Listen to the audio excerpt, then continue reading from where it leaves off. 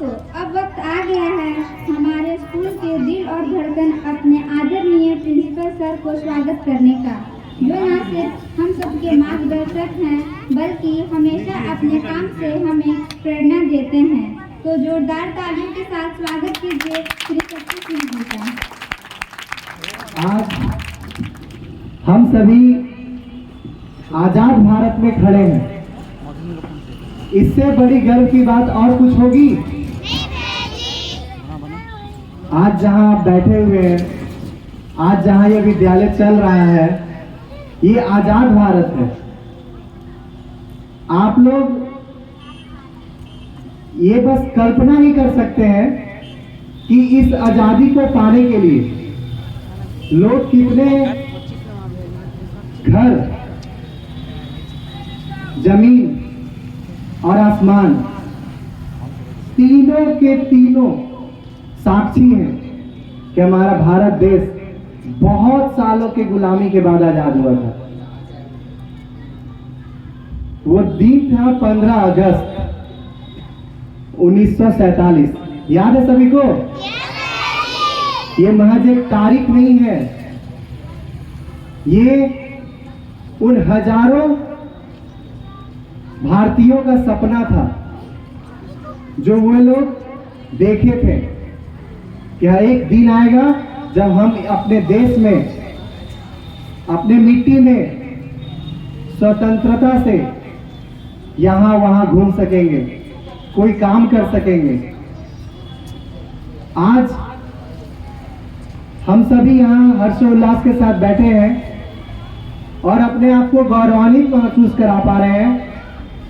इसका पूरा का पूरा श्रेय हमारे उन क्रांतिकारियों को जाता है जो इस देश को आजाद कराएंगे। तो आप लोगों के साथ मैं खुद उन सभी का अभिवादन करता हूं, नमन करता हूं और आपसे भी अनुरोध करता हूं कि आप उनका अमर रहे का नारा लगाएं, क्योंकि ये देश जब तक रहेगा, ये भारत जब तक रहेगा, तो उन वीरों की जो कुर्बानी है वो व्यर्थ नहीं होगी। अमर रहे, अमर रहे, हमारे देश के सारे क्रांतिकारी, महात्मा गांधी, सुभाष चंद्र बोस, भगत सिंह, रानी लक्ष्मीबाई, जो इस देश के लिए अपना खून, अपना सब कुछ लुटा दिए, आज उन सभी वीर सपूतों को ये भारत मां याद करती है। आज का दिन बहुत बहुत मंगलमय दिन है।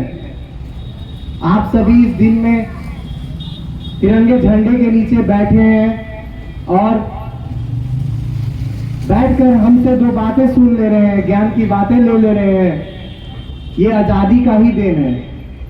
आप आजाद नहीं होते तो आज ऐसे बैठे नहीं होते। तो आप सभी को आजादी का मतलब क्या लगता है? ये झंडा देख करके आप लोगों को क्या लगता है?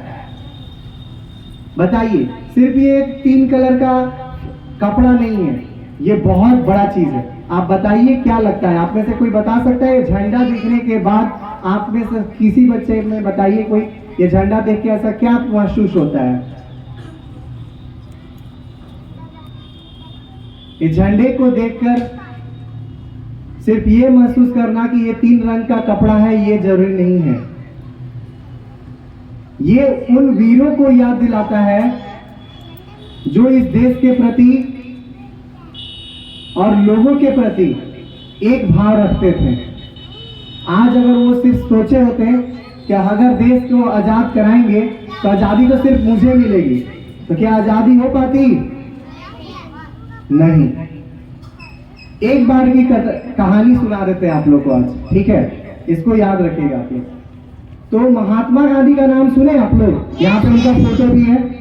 एक बार महात्मा गांधी के लिए जोरदार ताली। और इन्हीं का एक कहानी आप लोग को सुना देते हैं। ट्रेन सुने आप लोग? ट्रेन सभी कोई जानते हैं ट्रेन को? कहाँ चलता है? वेरी गुड, पटरी पे चलता है। रोड पे चलता है? रोड पे चलता है इसको क्या बोलते हैं? गाड़ी। और ट्रेन को गाड़ी नहीं बोलते हैं। चलिए बहुत अच्छा। लेकिन महात्मा गांधी का ये कहानी है। एक दिन वो ट्रेन में जा रहे होते हैं तो जूता जानते हैं आप लोग, शूज। तो उनका जूता जो है वो चढ़ते वक्त एक जूता पैर से खुल गया और ट्रेन के नीचे गिर गया। बहुत कोशिश की महात्मा गांधी निकालने का, जूता नहीं निकला, ट्रेन चल पड़ा, जूता वहीं रह गया। तो महात्मा गांधी क्या किए कि अपना दूसरा जूता भी सेम उसी जगह पे फेंक दिए।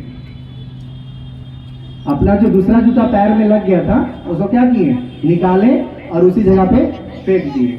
क्यों? ताकि कोई भिखारी या फिर किसी भी आदमी को एक जूता मिलेगा तो वो उसके लिए व्यर्थ होगा। तो वो जूता हम ले नहीं सके तो अपना जूता क्या किए, निकाल के डाल दिए कि अब अगर भिखारी को वो जूता मिलेगा तब जूता होगा 2 और उसका वो क्या कर सकता है, पहन सकता है, उसका वो यूज कर सकता है। यानी अपने बारे में न सोचकर सभी के बारे में सोचना, सभी के हित में अपना हित को सोचना। आपके घर शादी है, आप फुल साउंड में डीजे बजा रहे हैं और बगल में किसी का हार्ट दर्द कर रहा है, यहाँ दर्द पेन हो रहा है, हार्ट पेन हो रहा है। अब बताइए वो कुछ देर में क्या होगा, उसका तबीयत खराब हो जाएगा। तो आप तो अपना शादी देखें, अपना साउंड में डीजे बजा लिए, लेकिन नहीं, थोड़ा ध्यान रखना चाहिए, लोगों के हित में अपना हित खोजना चाहिए। अगर आपसे किसी को प्रॉब्लम हो रहा है तो हो सके तो वो काम मत करिए, और करना ही है तो वहां से दूर हट के करिए। सबसे बड़ा दुख की बात यही है, नहीं चाहिए दिल दुखाना किसी का। सुने आप लोग, किसी का दिल नहीं दुखाना चाहिए। अगर किसी का दिल दुखता है आपके वजह से तो आपका पढ़ाई व्यर्थ है, आजादी व्यर्थ है। और आप लोग सिर्फ अपने पसीने से डर रहे हैं, जबकि हमारे देश के वीर, आप लोग तो कुछ के नाम जानते हैं, हम लोग भी तो कुछ के नाम जानते हैं, ऐसे वीर जो जिनका नाम भी कोई नहीं जानता है, फिर भी वो देश को आजाद कराते समय लड़ पड़े अंग्रेजों से। तो आप लोग पसीना निकलते समय सोचिए मत, ये पसीना नहीं है, ये देश के उन वीरों के प्रति आपका समर्पण है। आप उन वीरों को क्या दे सकते हैं?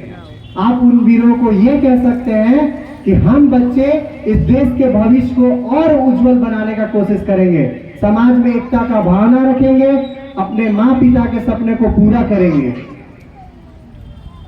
और बहुत सारे बच्चे जो छोटे छोटे हैं उन लोगों का स्पीच भी है और धूप काफी हो गया है, तो इन्हीं सब वाणी के साथ मैं अपने वाणी को विराम दूंगा। लेकिन आप सभी से एक अनुरोध करूंगा कि आज फिर से 15 अगस्त आया है, फिर से समय लिखने का दिन आया है। और जब मैं आज सुबह उठा तो मुझे ये समझ में आया कि क्यों नहीं, जिस तरीके से एक आजाद भारत के लिए उन वीरों ने अपनी कुर्बानी दी, तो क्या मैं अपने भविष्य के लिए आज से कुछ सुधार नहीं कर सकता? आज अपने जिंदगी के साफ साफ कोरे कोरे पन्नों में अच्छा और शिष्टाचार वाला डिसिप्लिन को उसमें नोट डाउन कर लीजिए। और आज 15 अगस्त से कसम खा लीजिए कि जब तक अपने माँ पिता का सर, अपने देश का गौरव ऊंचा नहीं कर दूंगा, तब तक शादी मामा के घर, नानी के घर नहीं जाऊंगा। ठीक है?